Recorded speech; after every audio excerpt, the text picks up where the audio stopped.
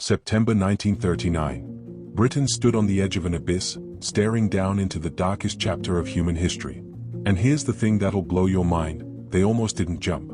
In the span of just 48 hours, the British government came within a hair's breadth of betraying Poland, abandoning its word, and watching Hitler steamroll across Europe unopposed. What happened in those 2 days is one of the most dramatic political disasters you've never heard about, and it nearly cost Neville Chamberlain his job before Britain even entered the war.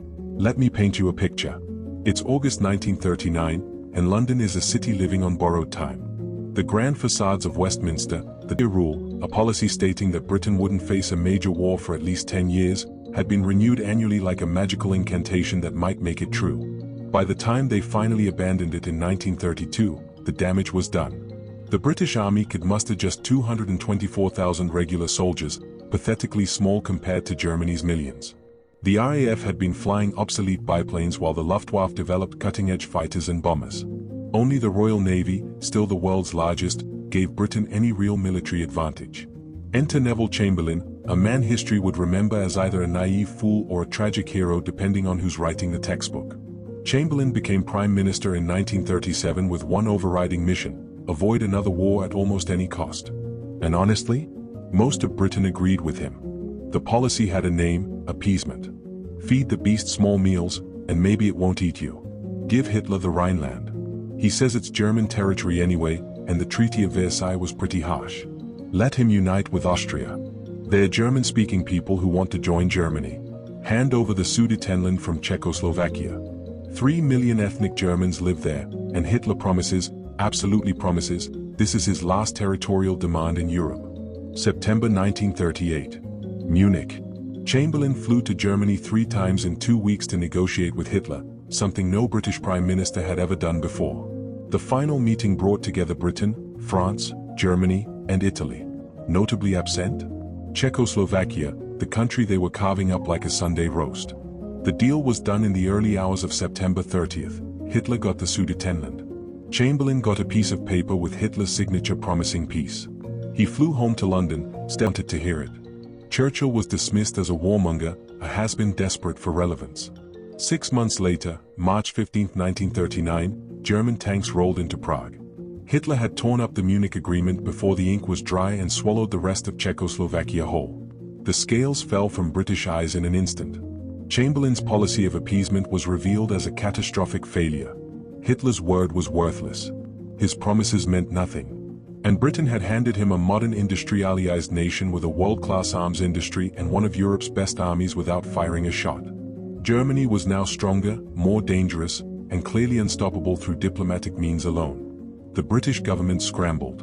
On March 31, 1939, Chamberlain stood in the House of Commons and did something unprecedented. He gave Poland a guarantee. If Germany attacked Poland, Britain would go to war. No more appeasement. No more negotiations. This was the line in the sand. France made the same commitment. After years of retreating, of giving ground, of hoping Hitler would be satisfied, Britain had finally said enough. But here's the problem. The guarantee was a bluff, and everyone with half a brain knew it. How exactly was Britain going to help Poland? The British army was tiny, poorly equipped, and would take months to mobilize. The RAF couldn't reach Poland from British bases. The Royal Navy couldn't sail warships up the Vistula River. Poland was surrounded by hostile or neutral countries. Britain had no way to deliver meaningful military assistance even if it wanted to. The guarantee was a political statement, a deterrent, a desperate hope that Hitler would blink. Hitler didn't blink. On August 23, 1939, the world woke up to the most shocking headline imaginable. Germany and the Soviet Union had signed a non-aggression pact. Stalin and Hitler, mortal enemies, ideological opposites, had shaken hands and divided Eastern Europe between them like mobsters splitting territory. Poland was doomed. With Germany to the west and the Soviets to the east, there was nowhere to run. Friday, September 1, 1939, 4:45 a.m. German forces launched Fall Weiss, Operation White, the invasion of Poland. Tanks smashed across the frontier. The Luftwaffe bombed Warsaw. Polish cavalry charged German machine gun nests in scenes of almost medieval horror. Hitler had called Britain's bluff. London erupted. The House of Commons met at 6 p.m., packed to capacity, the atmosphere electric with tension. Members expected Chamberlain to announce war immediately. Poland was being destroyed. Britain's word was on the line. Instead, Chamberlain delivered a speech that was firm but maddeningly vague. He condemned Germany's actions. He said Britain would fulfill its obligations. But he set no deadline, no ultimatum, no declaration of war. Harold Nicolson, a government MP, wrote in his diary that the speech was generally approved, but noticed there was no time limit mentioned. That single omission would nearly bring down the government. Behind the scenes, chaos reigned. The French were hesitating. Foreign Minister Georges Bonnet was desperately trying to organize another Munich-style conference, this time proposed by Italy's Mussolini. Bonnet wanted time. France's parliament wasn't even meeting until the evening of September 2nd. Chamberlain, desperate to maintain unity with France, agreed to wait. The cabinet met repeatedly. Some ministers demanded immediate action. Others counseled patience. Chamberlain tried to thread an impossible needle, keep Britain's word, maintain the alliance with France, and somehow, against all evidence, still hope for a diplomatic solution. September 2, 1939, 7:44 p.m. Chamberlain rose in the House of Commons for what would become the most disastrous parliamentary performance of his career. The chamber was packed. MPs had spent the entire day watching news reports of German bombs falling on Polish cities. They'd heard stories of civilian casualties, of Polish resistance being crushed, of a nation dying while Britain did nothing. They expected Chamberlain to announce that Britain was at war. Instead, Chamberlain delivered a rambling, uncertain statement. Germany had not responded to the ultimatum delivered the previous night. Italy had proposed a peace conference. Britain appreciated the effort but couldn't participate while Poland was under attack. If Germany withdrew its forces, perhaps discussions could resume. He mentioned telephone difficulties with Paris. He talked about consultations. He promised an answer tomorrow. Tomorrow, while Polish cities burned tonight. The reaction was instantaneous and volcanic. MPs sat in stunned, furious silence. This couldn't be happening. Britain had given its word. Poland was being destroyed. And Chamberlain was talking about Italian peace proposals and telephone difficulties? Arthur Greenwood, Labour's deputy leader, stood to speak. As he rose, Conservative MP Leo Amery shouted from the backbenches, "Speak for England, Arthur." The message was clear. The Prime Minister wasn't speaking for England, so someone had better. Greenwood's response was devastating. He declared himself gravely disturbed by the delay. The entire nation was anxious about this continual hesitation. Sir John Wardlaw Milne, normally a stalwart Chamberlain supporter, stood and reminded the Prime Minister that it had been 38 hours since the war began and the whole country was nervous about the delay in carrying out Britain's pledges. When even the loyalists were rebelling, Chamberlain's position was crumbling. What happened next almost brought down the government that same night. As MPs filed out of the chamber after Chamberlain mercifully ended the session at 8:09 p.m., Chamberlain was described as white as a sheet. David Margesson, the chief whip responsible for maintaining party discipline, was purple in the face. Both men knew they'd nearly lost a vote of confidence. If the speaker hadn't accepted a motion to adjourn and ended the debate, the government would have fallen. Harold Nicolson later wrote that the atmosphere had changed overnight from one of careful deliberation to one of resentment, apprehension, and anger. But the real drama was happening outside the chamber.